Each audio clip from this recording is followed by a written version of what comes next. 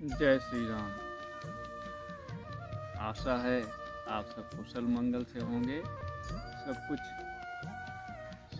सुयोग्य और आपके लाभ के अनुकूल चले, ऐसी हमारी प्रभु श्री सीताराम जी से विनती है, निवेदन है। हम सब का कल्याण हो, हमारे लक्ष्य मिले, वही इस प्रकार के दोनों ब्रह्मचर्यों का पालन करते हैं। तस्यैवं वर्तमानस्य कालः समभिवर्तत अग्निं शुश्रूयमाणस्य पितरं च यशस्विनाम्।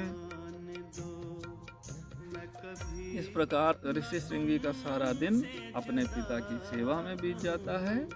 अग्नि आदि की जो आवश्यकताएं हैं, यानी भोजन, आश्रम की, गौ की, इन्हीं सब के व्यवस्था में वो हमेशा लगे रहते हैं।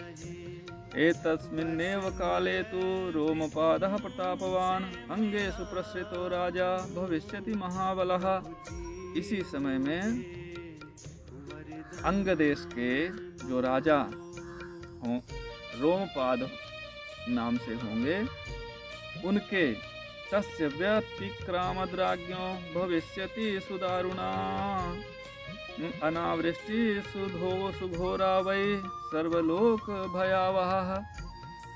उन रोमपाद राजा के शासन काल में एक बार सूखा पड़ जाएगा और अनावृष्ट्याम तु वृत्तायाम राजा दुःखितमान्वितः ब्राह्मणान् सुत समृद्धान् समानीय प्रवक्ष्यति।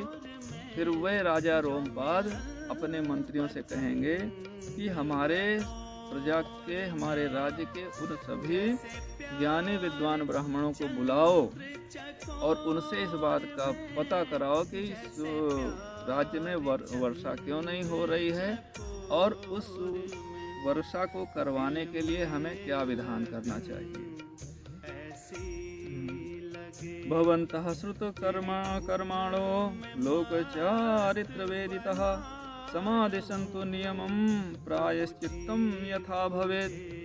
हो सकता है कि हमसे कोई भूल हो गई हो, हमसे कोई गलती हो गई हो, तो पहले तो हमें वो भूल का पता चले, फिर उसका क्या प्रायश्चित है उसका पता चले, फिर हम उसके प्रायश्चित को करते हैं ताकि प्रजा का कष्ट दूर हो, यहाँ पे बरसात हो, सबको अच्छी फसल प्राप्त हो।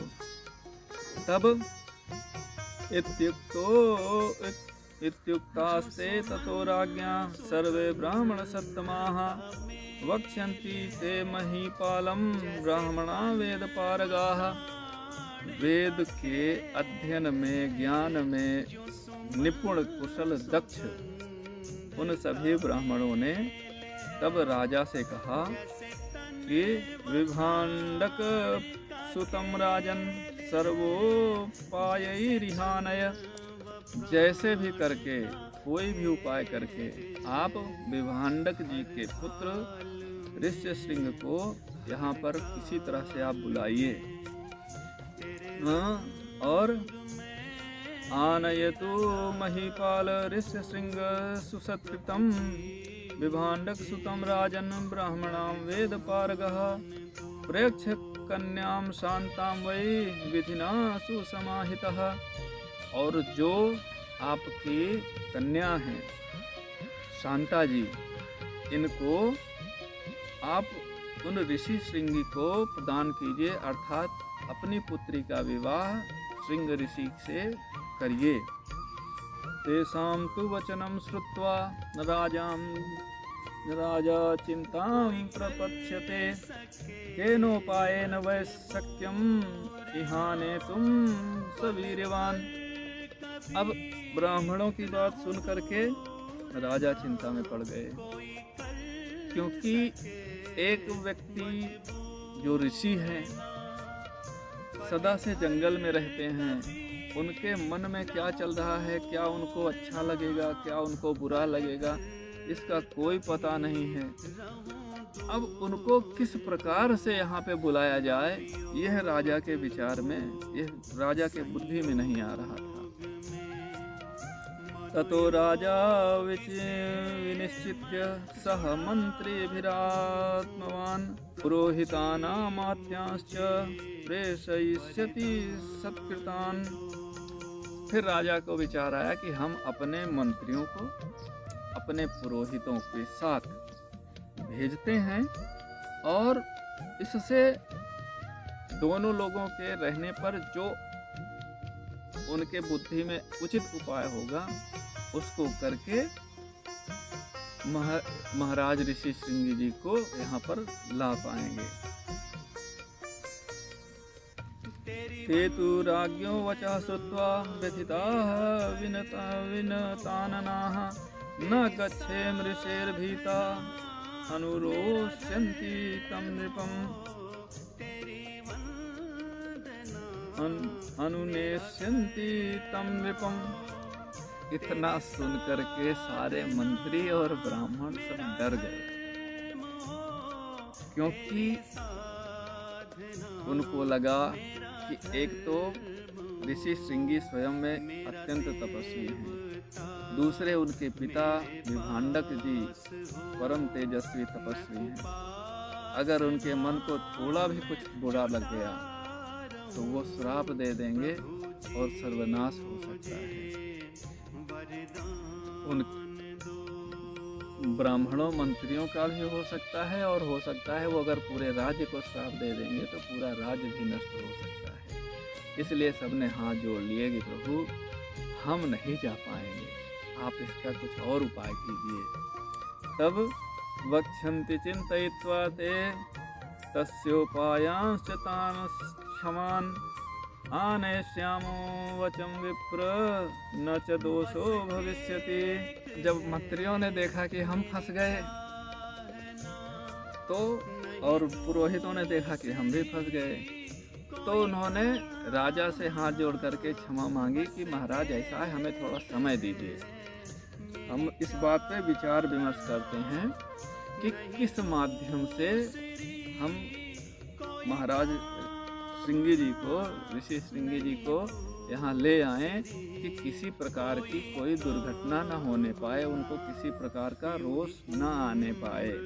फिर कह रहे हैं कि एवं अंगाधिपेनैव गणिकाभिर्ऋषेः सुतम् आनीतो अवर्षयाद्देवः शान्ता च अस्मै प्रदीयताम्। तब ब्राह्मणों के दिमाग में एक बात आई कि एक ही विधाता की ऐसी कृति है जो किसी को भी बिना रुष्ट किए अपना काम करवा लेती है, लेकिन उसके लिए हमारी तरीका हमारा सही होना चाहिए। तो ब्राह्मणों ने सलाह दिया कि ऋषि श्रृंगी के पास जो हमारे यहाँ गणिकाएं हैं, वैश्याएं हैं, उनको भेजा जाए और वह अपने अनुसार ऋषि श्रृंगी को प्रसन्न कर लेंगी और उनको लेकर के आएंगी। और जब वो यहाँ आएंगी तब उनका विवाह अपनी पुत्री से करवा दीजिएगा। तब ऋष्यशृंगस्तु जामाता पुत्रांस्तत्र विधास्यति सनत्कुमार कथितम्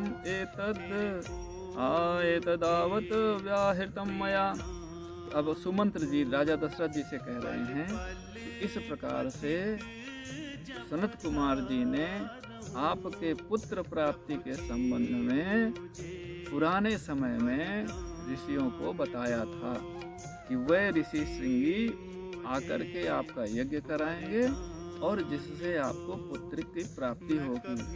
अथ हृष्टो दशरथः सुमंत्रम प्रत्यभाषत।